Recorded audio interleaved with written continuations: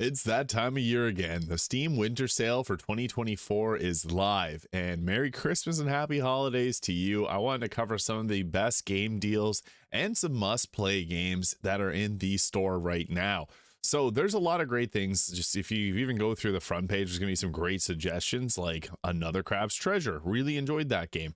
But I'll be covering some of my favorite games here, as well as some of the best deals, because they got a lot of really good ones. So the first thing that I need to point out is Balers Gate 3 is on sale. This was the best game of 2023 and actually one of my favorite games of all time. If you've never played Baldur's Gate 3, you got to try it out. This game is just absolutely fantastic.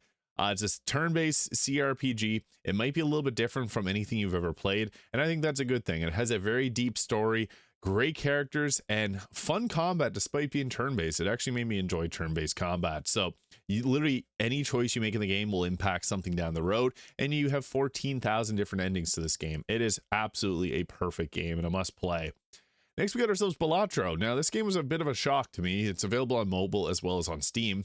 It's a roguelike version of poker, so it's addicting as well. I don't know a dang thing about poker, but you got the run info here that you can just mouse over at any time, and I'll show you what hands you can play. So for beginners that have never played poker before, it's great. For those that love poker, you'll be obsessed. It's a fun game. You work up getting different joker cards to enhance your abilities and get more points. And there's just so many different ways you can play through this game. And every single run is going to be different because you get different card packs when you play through it. And yeah, it's an absolute blast of a game. If you like poker, if you don't even like poker and like roguelikes, you'll have a lot of fun. It's overwhelmingly positive for a good reason. Next, we got ourselves an early access game that's still pretty much a full game with Hades 2 early access. The Olympic update here just got launched and overwhelmingly positive as well. This game is a blast. If you've played Hades 1, you'll know what to expect here. New weapons though. Basically, you go on a run, and the runs last around 30 minutes. You're trying to get to the end, and there's 4 different boss fights that you can go through. The bosses do switch around 2 on each run. It's a difficult game, but it makes you get good. But even if you don't play these games very well, I feel like it's beginner friendly enough to help you learn and get good at playing it. So not too difficult, but still a challenge. Next, we got ourselves Stardo Valley. If you haven't played this game and you're looking for a cozy game, this is the cozy game. It's one of the most enjoyable, slow-paced, but fun and relaxing games.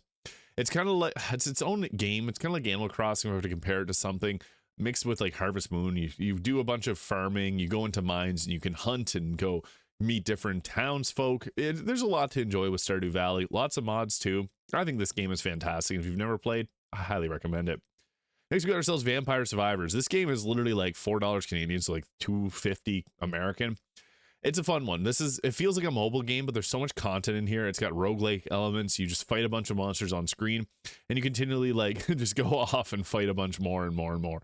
It's a fun game. Bunch of different abilities you can upgrade yourself with. 127 of them, different ones that can pop up on a run. Different characters you can play as, different stages. It's a blast. Overwhelmingly positive again, for a good reason. And it also beat Elden Ring for Game of the Year and one of the Game Award nominees, which is kind of funny, but I prefer Elden Ring. Next, we got ourselves Hollow Knight, which is a fantastic game. This is a Metroidvania, and probably the best Metroidvania, which has some good challenge to it. We're still waiting for a sequel for this. Maybe that'll come at some point in the future, but if you've never played this game, it's a fun one. A lot of challenge here, but it's got a very cool aesthetic to it. And what I enjoyed most about my time playing Hollow Knight is just the grim atmosphere that it has. And the Metroidvania gameplay has never been better than in Hollow Knight. So just have to shout this one out. Next, we got Caves of Cthulhu. And this game came out a few weeks, 20 days ago. This is Christmas Day. This is like the old Rogue game. It's interesting. It's a roguelike epic steeped in retrofuturism, deep simulation, swaths of sentient plants. So it's interesting. This may not be for you, but if you enjoyed some of the old RPGs, I've been watching a lot of playthroughs of this, of my friends play, and it's a blast from what I've seen.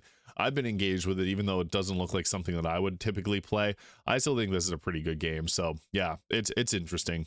Caves of Cthulhu on 15% off, 33 Canadian. Next, we got ourselves Warhammer 40k Rogue Trader.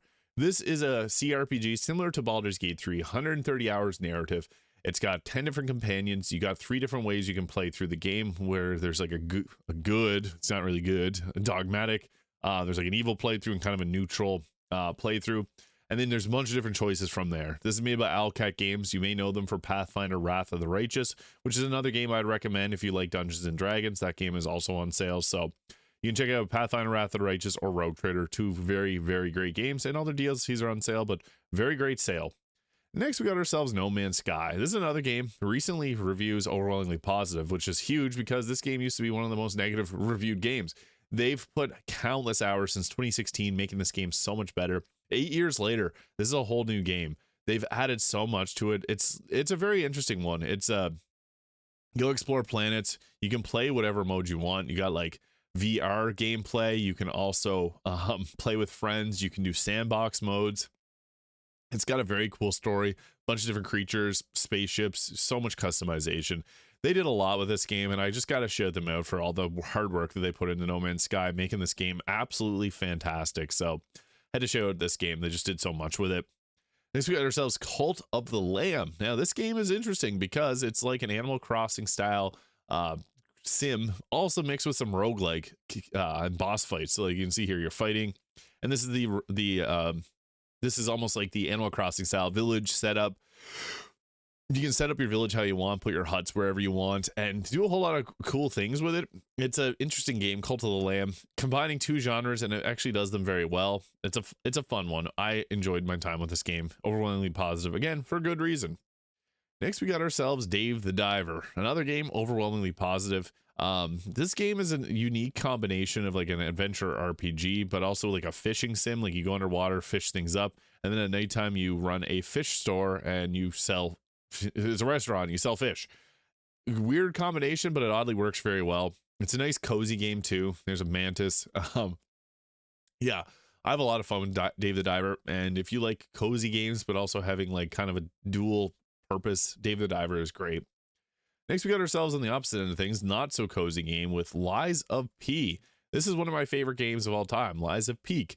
It's basically a Souls-like game made by NeoWiz here, and it's similar to like the Dark Souls and Elden Ring type games, but you play as Pinocchio, and you go against a bunch of different boss fights. It's a blast. I've played through this game 3 times. It's gorgeous. Like the locations are simply stunning. The boss fights are challenging, but not too hard, and it's just a very cool atmosphere. Pinocchio, never been better.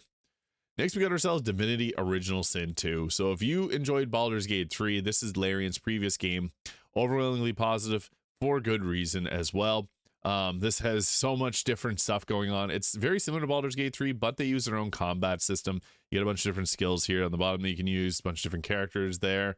And the whole point of this game, I don't want to ruin the story, but even says here from the creators of Baldur's Gate 3, it's a CRPG, so you make different choices on how you take the story, and you can also, like, it's turn-based combat, but again, they know turn-based combat better than anyone. It's a whole lot of fun. You can also create a character or play as their characters there, and there's a skeleton dude. I love skeletons, so I had a blast with this game.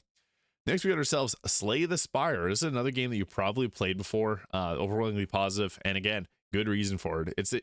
It actually convinced me to like deck builders. So you got different cards here whenever you get into these fights. You fight different enemies. It's a roguelike style game, and every run you're going to get better at playing it. You get different cards, and you can swap these around. It's a blast. I've had so much fun with Slay the Spire.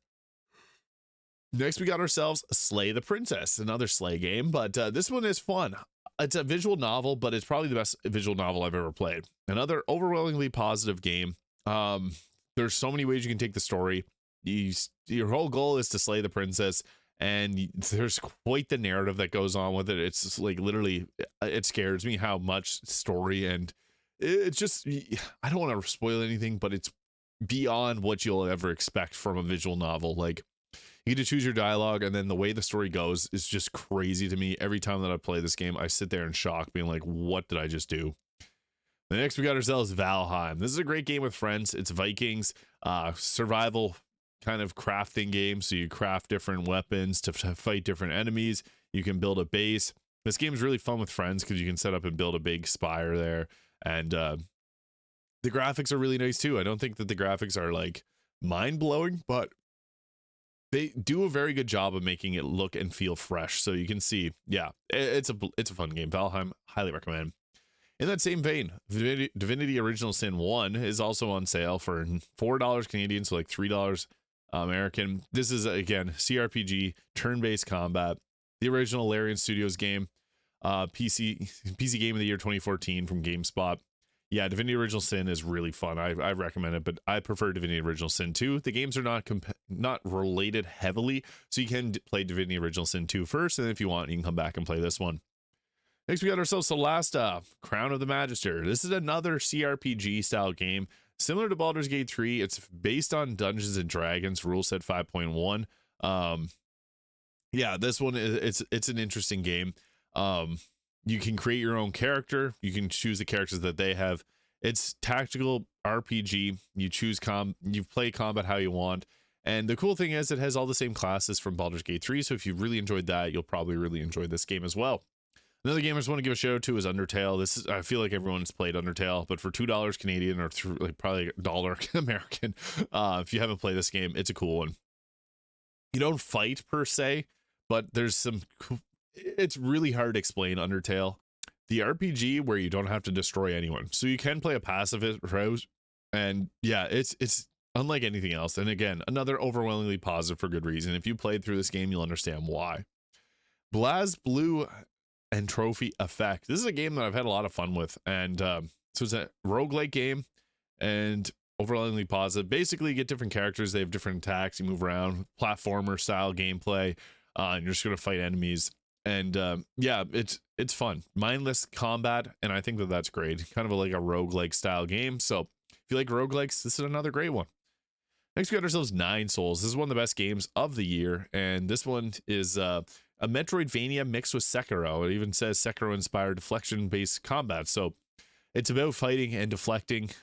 If you're not good at Sekiro, you'll probably get good at this game, because I wouldn't say this game's brutally hard. It is a bit of a challenge, but I like those games. I think that they're pretty fun. Skills tree. So it's got things that Sekiro doesn't have to make yourself get better. I think that Nine Souls is a great game. One of the best games of the year, and definitely an underrated one. Cool character designs as well. I think it's a blast. And the final two games, we got ourselves Marvel Spider-Man Remastered. If you haven't played this game yet, this is the time to do it. This is a game made by Insomniac Games. It also is overwhelmingly positive because this game is fantastic. Spider-Man 2 will be coming to PC, but I honestly think that it's just even Spider-Man 1 Remastered is fantastic. I'm not sure which of these I preferred, because you get to fight so many different Spider-Man villains, and you really do feel like Spider-Man. I know the memes talk about this, but you feel like Spider-Man when playing this game. And finally, if you've never played Red Dead Redemption 2, I would recommend playing Red Dead Redemption 2. I don't know why it disappeared there, but Red Dead Redemption 2 is on sale for $26 Canadian, and probably around $19 or $18 American. Great story. I played this game when it first came out, and I did not regret it. I want to do another playthrough. It's on my wish list on Steam, so I might even get it again. I have it on PlayStation, but play as Arthur Morgan, Cowboy. It's a great game. If you played Grand Theft Auto 5, this is another game that you have to play. Different in themes, but the story is just so good here. So there it is. Those are some of the best games of Steam's winter sale that I think you should try out. Let me know in the comments if you have any questions or if you want any recommendations. If you like specific games, I can give you a recommendation on a game that's on sale. And yeah, have yourself a great holiday season. Merry Christmas. Happy New Year. And hit the subscribe button below if you haven't already. Appreciate all the support, guys. Have yourself a wonderful day. We'll see you in the next one.